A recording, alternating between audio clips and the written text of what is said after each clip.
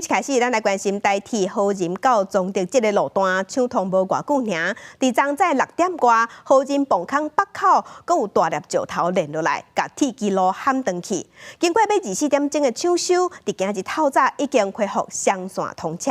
早起5点对花莲站出发的列车已经顺利通过，也毋过火车伫驶经过这个所在的时，拢会减速驶较慢咧。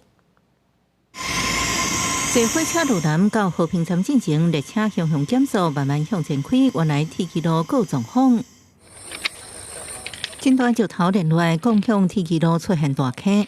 铁基路歪曲变形，电部干部单位赶紧抢修，暗过代替河仁到崇德之间东正线紧闭封起来，互单车人原定的房厝一直延前，行程被拍乱。那看板是慢12分，里面是慢16分，刚刚这边又慢20分，还去开会，但是那要时间准时。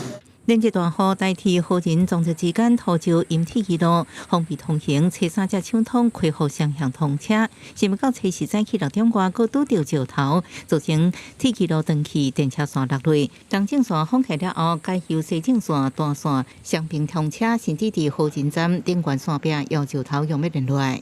我们的那个预警告警系统有没有？它的涵盖范围啊，只到650左右而已。那我们这次落下来的地点是在730，所以已经在我们的范围外。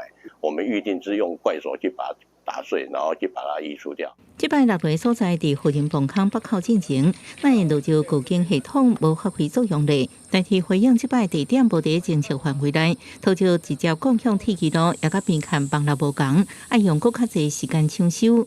除了更换钢轨以及那个枕木以外，我们还要补石渣，所以时程会稍微长一点。所以我们预计明天早上希望在首班车以前能够抢通。院长已经交代交通部尽速的完成相关的警示系统的这个规划跟建制的部分。那过去也已经有建制一部分，那有疏漏的部分，我们会再持续加强。根据代替的边勘调查，全台有253个边勘爱改善，大部分伫宜华东，有225个所在，甚至有8个所在就是禁用区。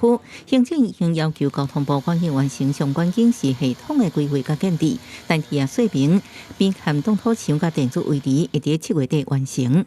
记者综合报道。